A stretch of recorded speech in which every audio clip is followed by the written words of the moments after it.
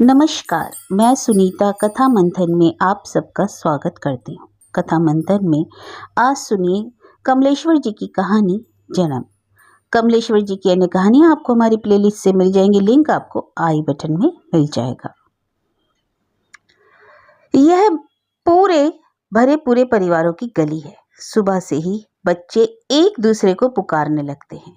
रात को जो घर अलग अलग लगते हैं वे सब इस वक्त मिलजुल जाते हैं। कुछ पता ही नहीं चलता कि कौन बच्चा किस घर का है। बुजुर्गों की अपनी लड़ाइयाँ हैं, जवानों के पैतरे हैं, औरतों की चकचक है, पर बच्चों की बड़ी गाढ़ी दोस्ती है। मार पिटाई भी होती है, पार्टियां बनती है, खट्टी होती है, पर सब रेत के घरौंदे की तरह। जवान लड़कियों में बहनापा भी है और ईर्ष्या द्वेष भी। हर औरत के पास दूसरे घरों की पोले भी हैं और उन्हीं घरों के से वक्त बेवक्त का आसरा भी। यूं परिवार सभी के भरे पूरे थे, पर चंद्रमुंशी का घराना सबसे बड़ा था। बच्चे पैदा होना और मर जाना यहाँ के लिए बहुत बड़ी बात नहीं रह गई, और ना ही बालकों को यह भ्रम है कि उनके नए भाई बहन परमात्मा के यहाँ से अनजाने आ जाते हैं। वे अच्छी तरह जानते हैं कि नए बच्चे अम्मा के पेट से आते हैं। उन दिनों अम्मा काम नहीं करती और घर में अजीब सी खामोशी छा जाती है। बाबूजी रात में उठकर कई बार इधर उधर जाते हैं और तब अम्मा चीखती है, घायल गाय की तरह रंभाती है, छटपटाती है। बस तब उन्हें नींद नहीं आती। उसके बाद एक पतली सी आवाज सुनाई पड़ती है और अम्मा चुप हो जाती है। घर में नया जीव आ जाता है और वे सो जाते हैं। दूसरे दिन से बड़ी बहनें खाना पकाती हैं और बहुत मारती पीटती हैं। बाबूजी जैसे गहरे पानी में गोता खाकर निकल तो आते हैं, पर लस्त होकर लेट जाते हैं। चंदू मुंशी के पड़ोस वाले घर में कानाफूसी हो रही थी। हर साल एक बच्चा जनती है, जब देखो तब। अरे भाई पूछो, जब खाने का ठिकाना नहीं तो औलाद काहे को पैदा करती जा रही है। इतने कच्चे बच्चे हैं, इन्हीं का पालन पोषण कर लो। मरण तो मुंशी का होता है, देखा है चूसे आम की तरह मुंह निकल आया है बेचारे का। किसी दूसरी ने कहा तो उत्तर मिला, अरे आदमियों की भली चलाई, गलती तो उन्हीं की है। और फिर मामूली घटना की तरह बात इधर उधर हो गई। पर चंदू मुंशी के घर में बहुत उदास खामोशी छाई हुई थी। शाम हो रही थी। बच्चे इधर उधर कमरों में भूखे घूम रहे थे। दादी बरौसी में आग लिए हाथ पांव सेक रही थी और बाबा रजाई ओढ़े हुक्का पीते हुए अपने फटे हुए मोजों से के बारे में बड़बड़ा रहे थे। घर का वातावरण बहुत बेहुदा हो गया था। चारों ओर ठंडक रेंग रही थी और बच्चे सर्दी से कुलबुला रहे थे। चंदू मुंशी बाहर वाली बैठक में लालटेन मध्यम किए हुए सहमे से बैठे थे, जैसे उन्होंने कानों में रुई घुसेड़ ली हो। हुक्का गुड़गुड़ाकर बाबा बड़बड़ाए, इन बच्चों को क्या सर्दी में मार डाला जाएगा? खाना नहीं बनाया तो भूखा सुला दो, कहीं इनके सोने का इंतजाम तो करो। कौन करे कौन करे भाई, किसके तन में इतना बूता है जो ये गुलमाई करे? बरौसी की आग उंगलियों से खोद खोद कर दादी बड़बड़ाती चली गई। अरे उनकी अम्मा रानी तो अपना ठठेसना लेकर पड़ी है। रोज रोज की यह खोखट बहुत बुरी लगती है, हमसे ना होता।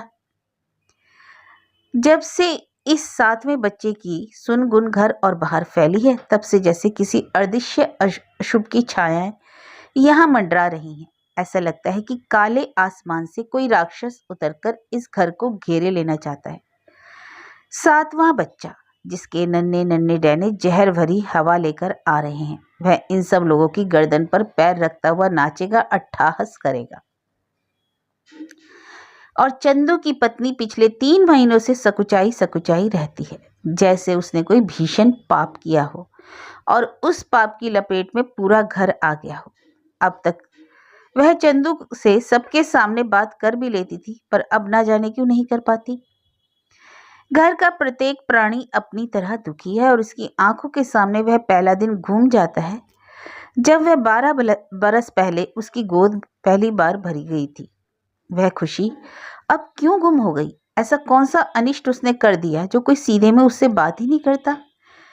3 महीने से वह अपनी कमर का दर्द छिपाए मशीन की तरह काम करती रही, एक आवाज मुंह से नहीं निकालती और अपने गर्भस्थ शिशु को इस तरह छिपाई रहती है कि किसी को ख्याल ना आए। वह और भी फुर्ती से चलती फिरती है। पेट में जब दर्द की लहर दौड़ जाती है, हंसकर टाल जाती है, किसी से कुछ नहीं कहती। इस बार भी तो गोद ही भर रही है, पर वे खुशी से चमकते हुए चेहरे खो गए हैं। वह एक बच्चे को नहीं, शायद मुसीबतों के एक ढेर को जन्म देने जा रही है।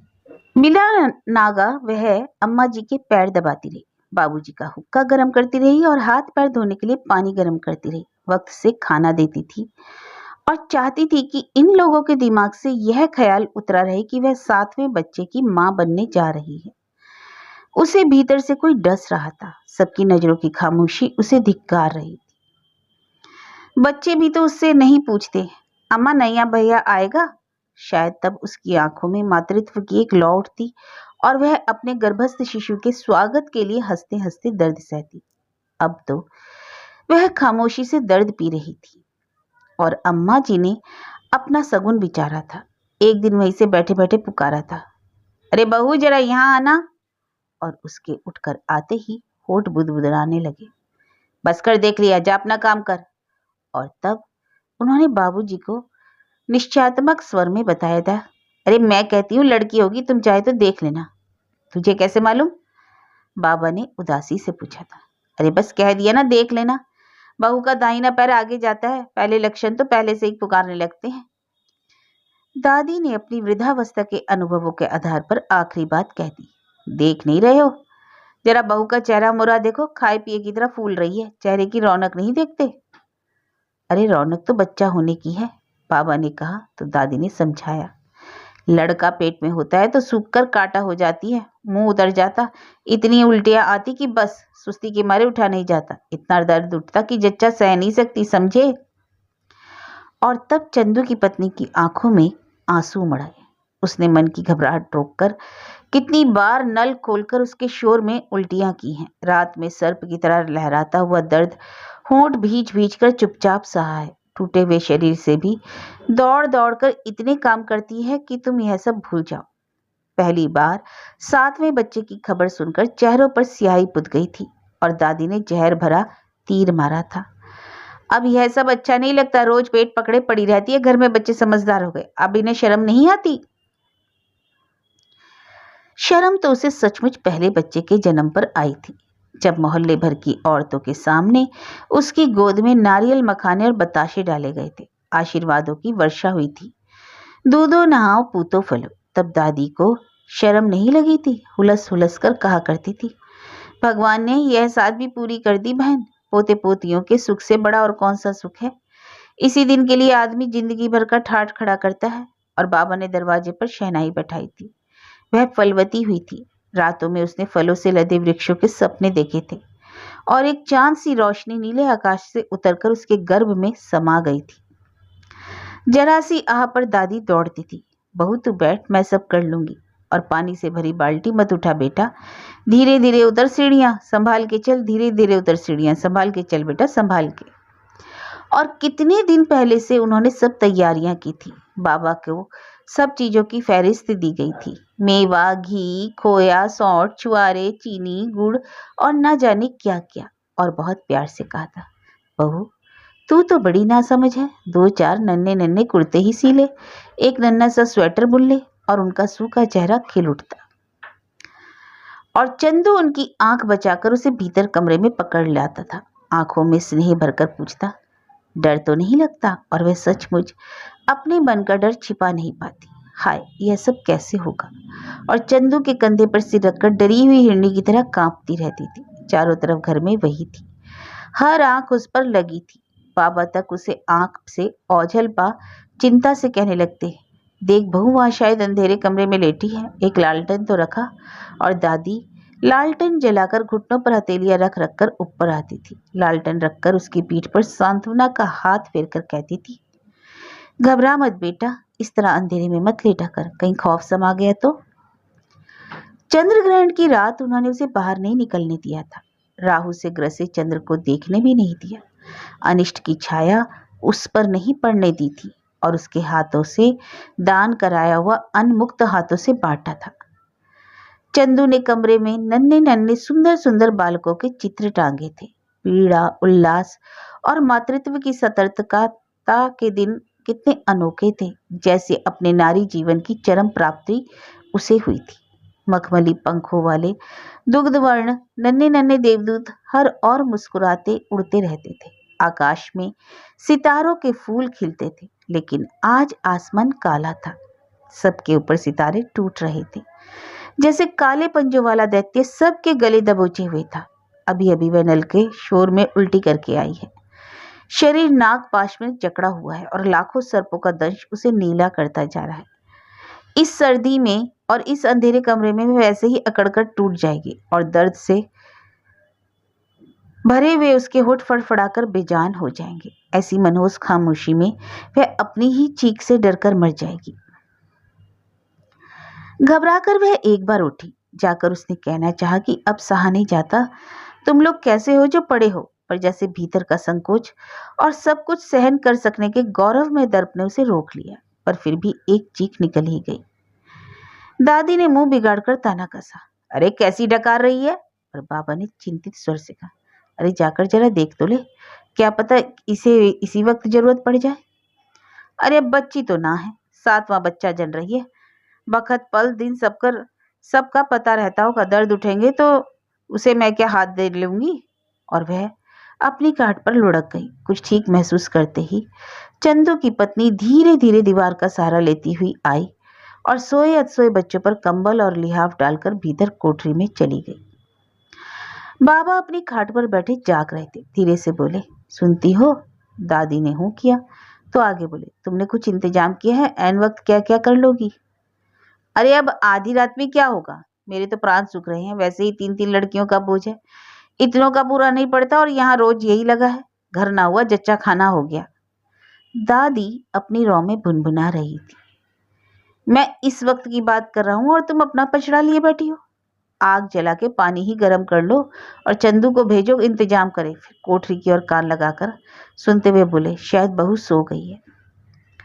कुछ क्षणों के लिए फिर खामोशी छा गई। दादी की आंखें बरौसी के कोयले से निकली हुई पुतलियों की तरह चमक रही थी।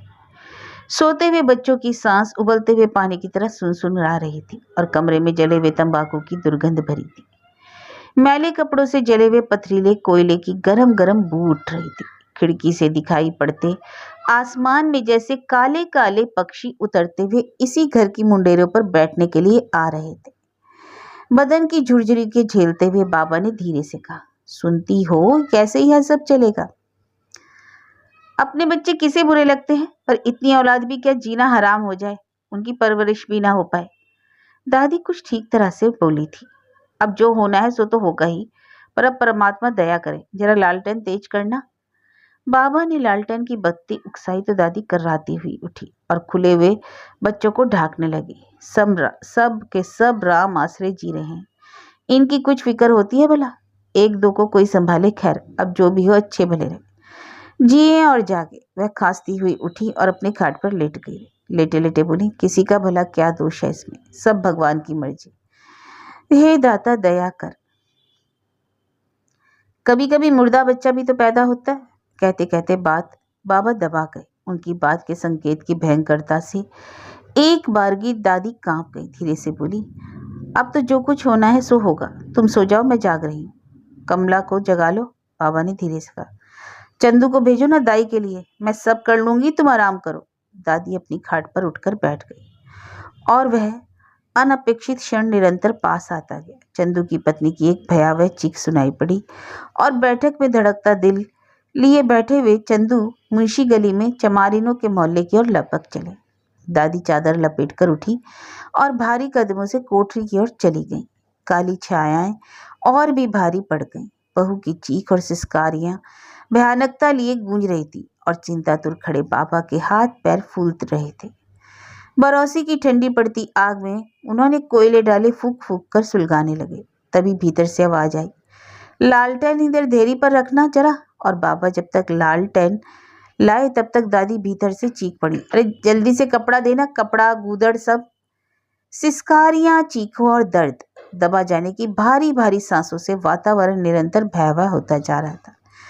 भीतर कोठरी के मटमैले उजाले में जैसे कोई गला दबा दबा कर किसी की हत्या कर रहा हो और दादी जैसे कटती हुई बहू को व्यर्थ ढांढस बंधा रही थी। हिम्मत कर बेटा, हिम्मत कर, घबरा मत। और बहू जैसे अपने इस 7वें अपकृत्य से अपमानित और लज्जित महसूस करती हुई इधर उधर हाथ पैर पटक रही थी और फिर पीड़ा के अथाह ज्वर में डूबकर बेहोश पागलों की तरह चीख मारती थी। और एक भयंकर चीख के बाद कुछ ही क्षणों के लिए सब शांत हो गया और तब उस शांति को चीरती हुई एक जीव की पतली सी आवाज फूटी। नन्हे शिशु के रोने की आवाज निरंतर तेज होती गई, दिशाओं के बंद अंधे दरवाजों से जैसे प्रतिध्वनि आती थी। चंदू मुंशी दाई लेकर आ गए और दादी आंखों से ज्योति लिए निकल आई। बाबा ने पूछा, क्या है? अरे कानी लड़की, दादी ने खुशी से भरी आवाज में कहा और बाबा का मुंह ताकने लगी जिस पर कालिक फैल रही थी। फिर आनंद से छल छलाती आवाज में बोली, लड़का हुआ है, लड़का चंद्रमा जैसा। उस अंधेरे में सबके चेहरे चमक उठे, जैसे उन पर इंसान होने का गर्व झिलमिला उठा। अल्लाद से थरथराती आवाज में बाबा बोले, बहू ठीक है ना? और बुदबुदाते रहे, सब भगवान की दया है। आदमी का बच्चा 2 हाथ लेकर आता है और हाथों में सब ताकतें होती हैं, सब। और दादी चीखी, कमलिया उठ, दरवाजे पर थापे लगा, देहरी पर गंधक जला, उठ उठ और जरा कांसे की थाली बजा दे, तेरे भैया हुआ है भैया। कमला बिजली की तरह उठकर कांसे की थाली बजाने लगी और बच्चे आंखें मुलमुलाने लगे। उस नीरव रात में बजती हुई कांसे की थाली की पावन झनकार बोझिल आसमान के नीचे मंगल वाद्यों की तरह गूंजती रही।